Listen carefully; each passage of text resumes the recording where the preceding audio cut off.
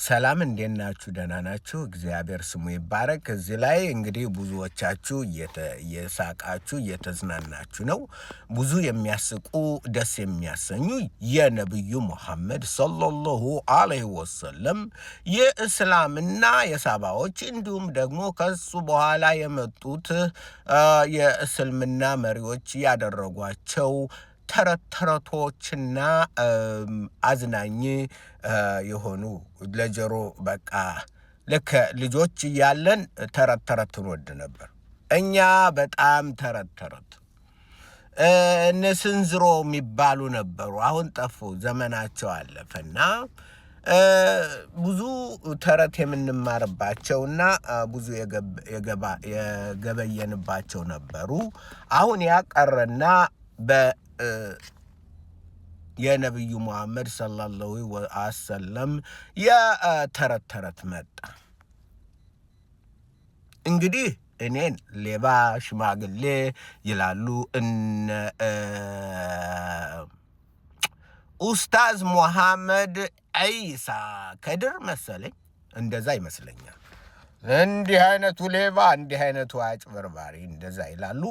እኛም ደግሞ ያንን አሳይተን ባለፈው ቪዲዮ ሁለት አምላኮች ሁለት ሌቦች ብለን ነብዩ መሐመድ ሰረቁ ተብለው የቀይ ልብስ ሰርቀው እንደተባሉ በዛ አላህ ደግሞ ቆኖ ነብያችን አላረጉም እንዳለ ደግሞም በመጽሐፍ ቅዱስ አካን የሚባለው ሰርቆ እግዚአብሔር በኢያሱ ምዕራፍ 7 ላይ ያው አሰልፍልኝ አውጣልኝ ሌባውን አውጣ ብሎ ሌባውንን እግዚአብሔር እንዳሳየና አካንም ተወግሮ እንዲሞት እንደተደረገ ይህንን አይተናል። አሁን ደግሞ ሌላ የሚያስቀን ነገር አለ። ዓለም ሳትሰለጥን ዛሬ ካለንበት የታሪካዊ ሳንደርስ ኢንዱስትሪያል ሪቮሉሽን የሚባለው የኢንዱስትሪ አብዮት ሳይመጣ አብዮት የሚባል ምንም ሳይኖር ገና በጥንት በጧት ዓለም ሁሉ በእንቅልፍ በነበረበት ወቅት ወደ ሰማይ የወጡ ወደ ጨረቃ ያለፉ ማን እንደነበሩ ታውቃላችሁ? ነብዩ መሐመድ። ዛሬ የአሜሪካ መንኮራኩር፣ የራሻ መንኮራኩር፣ የምናምን መንኮራኩር ሳይኖር ነብዩ መሐመድ መንኮራኩር ነበራቸው ሰለላሁ ዐለይሂ ወሰለም። ረስቼ ይቅርታ። ነብዩ መሐመድ መንኮራኩር ነበራቸው። ያም አልቡራቅ ተብሎ የሚጠራ አህያ መሰል ነው። አህያ መሰል አህያ የአህያ ዘር አልቡራቅ ተብሎ የሚጠራ የአህያ ዘርነት ያለው ነብዩ መሐመድን ይዞ ማንም ሳይወጣ ለመጀመሪያ ጊዜ በዓለም ላይ ወደ ጨረቃ ከጨረቃም አልፎ ሁሉንም አልፎ ወደ 7ኛው ሰማይ ይዟቸው ሄደ። እንዴ ይህ ምን ተብሎ ይጠራል? በእስልምና የታሪክ መጽሐፍት አልኢስራ ኤንድ ዋልሚራጅ ሚራጅ ተብሎ ይጠራል። አልኢስራ ዋል ሚራጅ ተብሎ ይጠራል። አልኢስራ የተባለው እንግዲህ መኝተው መጠው ገደም ሲሉ ነው ከሚወዷት ሚስት ከህፃን ሚስታቸው 54 ዓመት እያሉ ያገቧት የ9 ዓመት ምርጥ ሚስታቸው ከአይሻ ጋር ተኝተው ሳሉ ይሄ ጅብሪል መጥቶ እንደተኙ እሷም ያው ስራቸውን ሰርተው ስለተኙ ብላለች እሷ። ጅብሪል ግን መሃል ላይ መጥቶ በሌሊቱ ይዟቸው ሄደ። ከዛ ከመካ ወደ ኢየሩሳሌም ይዟቸው ሄደ።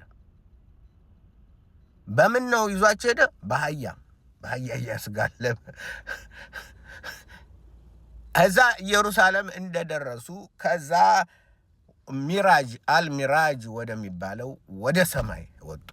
አልኢስራ ዋልሚራጅ ሚራጅ አልኢስራ ወልሚዕራጅ ይሄ ሁሉ የተደረገው በአህያው ነው። አህያው ያኔ ዘይት ነበር ወይ? ጋዝ ነበር ወይ? ነዳጅ ነበር ወይ? ጋሽ አረጋ ምንድነው የምትቀባጥረው? እንዴት አድርጎ አህያው ምን ያኔ የታገኘው ኖ ጅብሪል ነው የሚሞላው ጋዙ የሚሞላው ጅብሪል ነው። አህያው እንዴት እንደሚሞላ አትጠይቁኝ። አላሁ አለም፣ አላህ ነው የሚያውቀው። ስለዚህ ያና አህያ ይዟቸው ሄደ። ወደ ምን? ወደ ሰባተኛው ሰማይ። ይዟቸው ሄደ። ምን ሆኖ ነው የሚወድቅ እንትን እያለ ነው? ይህንን ወደፊት ሰፋ አድርገን የምናነብበት በአንደኛው ሰማይ ማንን እንዳገኙ፣ በሁለተኛው ሰማይ ማንን እንዳገኙ፣ በሶስተኛው ሰማይ ማንን እንዳገኙ፣ በአራተኛው ሰማይ ማንን እንዳገኙ፣ በዛ ሁሉ የተገኙትን እያንዳንዳቸው ወደፊት ሰፋ አድርገን እንትን እንላለን። ግን ዋናው ነገር ይሄ አረብን ለመጀመሪያ ጊዜ አረብን ወደ ላይ ያወጣው ነብዩ መሐመድ ናቸው ሰለላሁ ዐለይሂ ወሰለም። በአረብ ታሪክ፣ በዓለም ታሪክ መጀመሪያ ወደ ላይ የበረሩት በአህያ ቢሆንም ነብዩ መሐመድ ሰለላሁ ዐለይሂ ወሰለም ናቸው። ስለዚህ ይሄንን ሳስብ ዋው እንዴት አይገርምም እንዴ? የታለ አህያው ዛሬ? ለታሪክ ቢያስቀምጡልን ምን ነበር? አልቦራቅ ምን አለ? አልቦራቅ የተባለውን አህያ ለታሪክ ቢያስቀምጡልን። ሳውዲ እንደው ጥቁር ድንጋይ ሙስሊም ሊስም ሲሄድ እኛም ደግሞ እንደው አልቦራቅ ልናይ እንደው እንሄድ ነበር። ሌላው ቢቀር ክርስቲያኑ፣ ህንዱ፣ ምኑ ሌላው አይሁዱ ቡራቅን ወደ ለመጀመሪያ ጨረቃ ላይ የወጣውን የሙሐመድን አህያ ለማየት እንሄድ ነበር። ግን አላረጉትም። ምክንያቱም ሙሐመድ ምንም መረጃ የላቸውም። እንዲያውም ከሚገርማችሁ በዛውኑ ሌሊት ሲነቁ ካልጋቸው ላይ አይሻ በጎናቸው ትንከባለላለች። አይሻ አቤት እኔ ዛሬ እኮ ድንቅና ታምር ነው የሆነው። ምንድን ነው? አላህ ይዞኝ ሄደ። የት? ሰባተኛው ያላ ነብይ ኧረ አላረጉትም። እዚሁ ነው ተኝታ ያደሩት ብላ ቆጭ አትልም። አይሻ በታሪክ በጣም አስገራሚ ናት። ምክንያቱም ብዙ ነገር ዘግባ ያዘችልን የነብዩን ማንነት። ብዙ በቁርአን ቢሆን ምንም 4 ጊዜ ነው መሐመድ ሚል የተጻፈው፣ ያም የሚገልጽ የለም። ነገር ግን የአይሻ አባባል ሁለንተናቸውን ትንትና አርጋ አስቀምጣ። ለዚህ ነው የእንትኖች እነዚህ ሺዓዎች ምን ይላሉ? የሺዓ ሙስሊም አላህ ጀሃነምን ሲከፍት መጀመሪያ የሚወረውረው መጀመሪያ አይሻን። ለምን? ነብዩን እንዲህ አድርጋ ገመናቸውን አውጥታለች። እንዴ ህፃንነት ግፍ አይሆንባትም እንዴ? በህፃንነቷ ሳትወድ አፍንጫዋን ተይዛ ተሽጣ ለነብዩ ምን እሳቸው አላህ በህልም አሳይቷቸው ቢተኙ ያ ሁሉ ሆኖ ግፍና በደል አይደለም? ግፍና በደል ነው። አሁን ደግሞ እሷ የመጀመሪያው የምትሆነው። ለማንኛውም ግን እስልምና ብዙ የሚያስቁ የሚያዝናኑ ስላሉ ወደፊት እንቀጥላለን። ክርስቶስንም ብርሃን እናበራለን። ምክንያቱም እውነት፣ መንገድ፣ ህይወት ኢየሱስ ክርስቶስ ነው።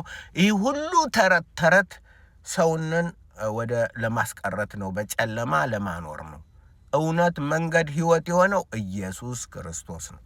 ኢየሱስ ክርስቶስ ረብል አርባብ ምልኩል ምሉክ የጌቶች ጌታ የነገስታት ንጉስ አምላክ ነው። ይሄ ነው። ይሄን እንቀጥላለን። እናንተ ሸር አድርጉ፣ ላይክ አድርጉ፣ ሳብስክራይብ አድርጉ። ኧረ እባካችሁ ተው። ያ ይሄን አድርጉ። እንቀጥላለን። ብዙ እንዝና